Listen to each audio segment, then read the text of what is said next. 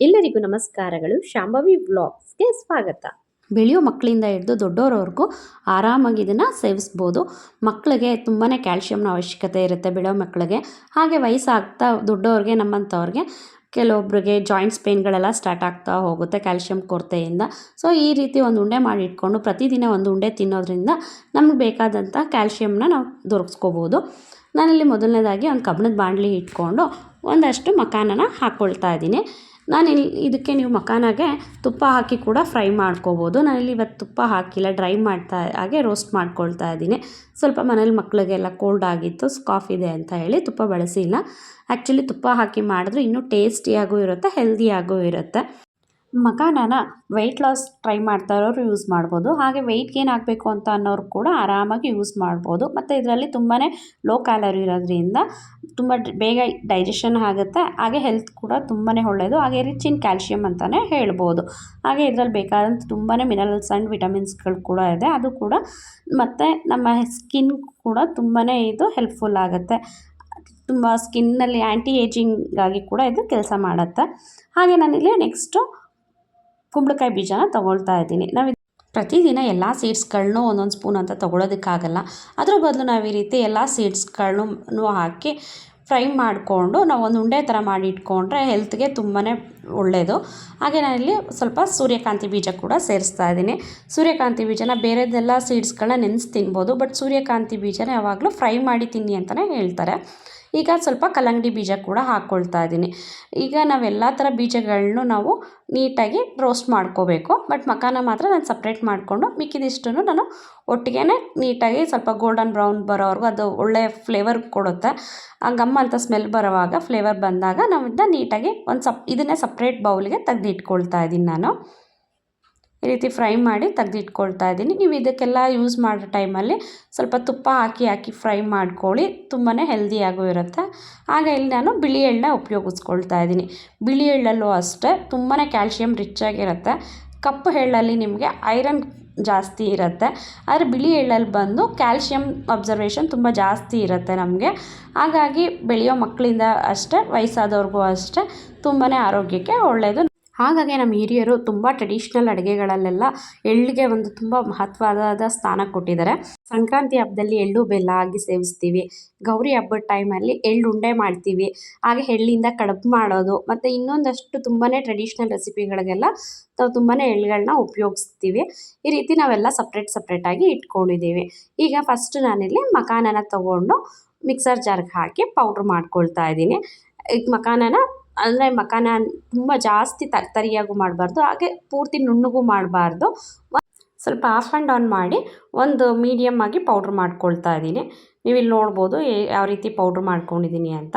ಮತ್ತು ನಾನಿಲ್ಲಿ ಮೇಲ್ಗಡೆ ಸ್ವಲ್ಪ ಕೆಲವೊಂದು ಇನ್ನೂ ದಪ್ಪಗಿದೆಯಲ್ವ, ಅದನ್ನು ಸ್ವಲ್ಪ ಮೇಲಿಂದ ತುಂಬ ರಫ್ ಆಗಿರೋದನ್ನ ಸ್ವಲ್ಪ ತೆಗೆದಿಟ್ಕೊಳ್ತೀನಿ. ಮತ್ತು ಇನ್ನೊಂದು ಸರ್ತಿ ಪೌಡ್ರಿಗೆ ಮಾಡ್ಕೊಳ್ಳೋದಕ್ಕೆ ಅಂತ ಸ್ವಲ್ಪ ಈ ರೀತಿ ಎಲ್ಲ ಎಕ್ಸ್ಟ್ರಾ ತರಿ ಬಂದಿದ್ದನ್ನೆಲ್ಲ ಸೇರಿಸ್ಕೊಳ್ತಾ ಇದ್ದೀನಿ.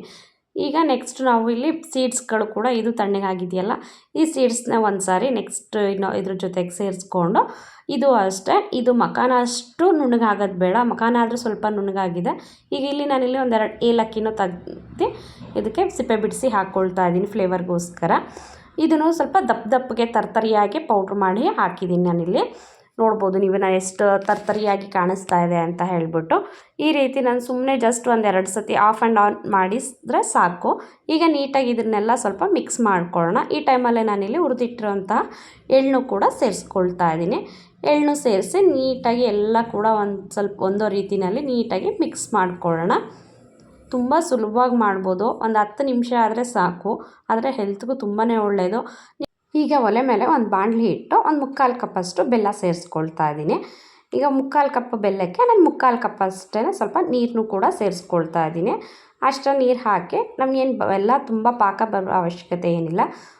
ಜಸ್ಟ್ ಒಂದು ಸ್ವಲ್ಪ ಕರಗಿ ಒಂದೆಳೆ ಪಾಕ ಬಂದರೆ ಸಾಕು. ಫಸ್ಟ್ ನಾನಿಲ್ಲಿ ಬೆಲ್ಲನ ಸ್ವಲ್ಪ ಕುದಿ ಬಂದು ಬೆಲ್ಲ ಪೂರ್ತಿ ಕರಗಿಸ್ಕೊಂಡು ಆನಂತರ ಶೋಧಿಸ್ಕೊಂಡು ಮತ್ತೆ ಇನ್ನೊಂದು ಸಾರಿ ಹಾಕ್ಕೊಳ್ತೀನಿ ಬೆಲ್ಲ ಕುದಿಯೋದಕ್ಕೆ. ಇಲ್ಲಿ ನೋಡ್ಬೋದು ಜಸ್ಟ್ ಒಂದು ಸ್ವಲ್ಪ ಮಾತ್ರ ಕರಗಿಸ್ಕೊಂಡು ಶೋಧಿಸ್ಕೊಳ್ತೀನಿ ನಾನು.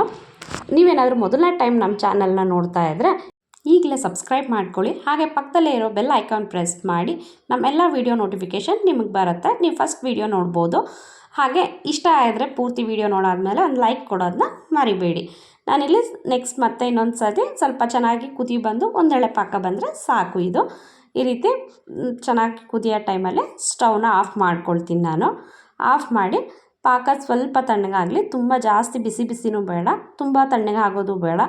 ಸ್ವಲ್ಪ ಬೆಚ್ಚಗಿರೋ ಟೈಮಲ್ಲಿ ಸ್ವಲ್ಪನೇ ಪಾಕ ಸೇರಿಸ್ಕೊಂಡು ನಮಗೆ ಇದು ಪೌಡ್ರಿಗೆ ಎಷ್ಟು ಬೇಕೋ ಅಷ್ಟು ಪಾಕ ಸೇರಿಸ್ಕೊಂಡು ನಾವು ಅದನ್ನು ನೀಟಾಗಿ ಸ್ವಲ್ಪ ನಿಧಾನಕ್ಕೆ ಮಿಕ್ಸ್ ಮಾಡ್ಕೋಬೇಕು. ಯಾಕಂದರೆ ನಾನಿಲ್ಲಿ ಇನ್ನೂ ಸ್ವಲ್ಪ ಬಿಸಿ ಇದೆ ಅದು, ಹಾಗಾಗಿ ನಾನು ಬಿಸಿನಲ್ಲೇ ಸ್ವಲ್ಪ ಇದ್ದಾಗ ಕೈ ಹಾಕಿದ್ರೆ ಸುಡುತ್ತೆ ಅಂತ ಹೇಳಿ ಫಸ್ಟ್ ಸ್ಪೂನಲ್ಲಿ ಇದು ಮಾಡಿ ಆನಂತರ ನಾನು ನೀಟಾಗಿ ಮಿಕ್ಸ್ ಮಾಡ್ಕೊಳ್ತೀನಿ.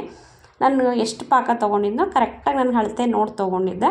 ನನಗೆ ಅಷ್ಟು ಪಾಕ ಕರೆಕ್ಟಾಗಿ ಹಿಡಿಸ್ಕೊಳ್ತು. ಇದಕ್ಕೆ ನಾನು ಈ ರೀತಿ ಸ್ಪೂನಲ್ಲೇ ನೀಟಾಗಿ ಚೆನ್ನಾಗಿ ಮಿಕ್ಸ್ ಮಾಡಿಕೊಂಡು ಆನಂತರ ತಣ್ಣಗಾದ ನಂತರ ಚೆನ್ನಾಗಿ ಕೈನಲ್ಲಿ ಮಿಕ್ಸ್ ಮಾಡಿ ಉಂಡೆ ಕಟ್ಟಿಟ್ಕೊಳ್ತೀನಿ. ಈ ರೀತಿ ನೀವು ಉಂಡೆ ಕಟ್ಟಿಟ್ಕೊಂಡ್ರೆ ಫ್ರಿಡ್ಜ್ನಲ್ಲಿ ಇಟ್ಕೊಂಡ್ರೆ ಆರಾಮಾಗಿ 1 ವಾರಗಳ ಕಾಲ ಸ್ಟೋರ್ ಮಾಡ್ಕೋಬೋದು. ನೀವು ಫ್ರಿಡ್ಜಲ್ಲಿ ಇಡದೆ ಆಚೆನೇ ಇಡ್ತೀನಿ ಅಂದರೆ ಒಂದು ಏರ್ಟೈಟ್ ಬಾಕ್ಸ್ನಲ್ಲಿ ಒಂದು 3 ಡೇಸ್ವರೆಗೂ ಆರಾಮಾಗಿ ಇಟ್ಕೋಬೋದು.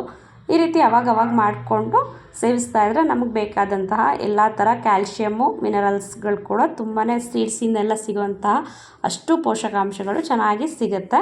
ಮತ್ತು ಬೆಲ್ಲ ಹಾಕಿರೋದ್ರಿಂದ ನಮ್ಗೆ ಐರನ್ ಕಂಟೆಂಟು ಕೂಡ ಚೆನ್ನಾಗಿ ಸಿಗುತ್ತೆ. ಆದಷ್ಟು ಹೊರಗಡೆ ಜಂಕ್ ಫುಡ್ ತಿನ್ನೋದ್ರ ಬದಲು ಮನೇಲಿ ಮಕ್ಳುಗಳಿಗೂ ಅಷ್ಟೇ ಈ ರೀತಿ ರುಚಿಯಾಗಿ ಆರೋಗ್ಯಕರವಾಗಿರೋಂತಹ ಸ್ವೀಟ್ಗಳನ್ನ ಮಾಡಿಕೊಡಿ. ಚಾಕ್ಲೇಟ್ಸು ಅದು ಇದು ತಿನ್ನೋದ್ರ ಬದಲು ಬಿಸ್ಕೆಟ್ಸ್ ಅಂತ ಜಾಸ್ತಿ ತಿನ್ನೋದ್ರ ಬದಲು ಈ ರೀತಿ ತಿನ್ನೋದ್ರಿಂದ ಮಕ್ಕಳ ಆರೋಗ್ಯನೂ ತುಂಬಾ ಚೆನ್ನಾಗಿರುತ್ತೆ. ನೋಡಿದ್ರಲ್ಲ ಫ್ರೆಂಡ್ಸ್, ಈ ವಿಡಿಯೋ ಇಷ್ಟ ಆಗಿದ್ದರೆ ಲೈಕ್ ಮಾಡೋದನ್ನ ಮರಿಬೇಡಿ. ಮತ್ತೊಂದು ಒಳ್ಳೆ ವಿಡಿಯೋ ಒಟ್ಟಿಗೆ ಮುಂದಿನ ವಿಡಿಯೋದಲ್ಲಿ ಸಿಗೋಣ. ಧನ್ಯವಾದಗಳು.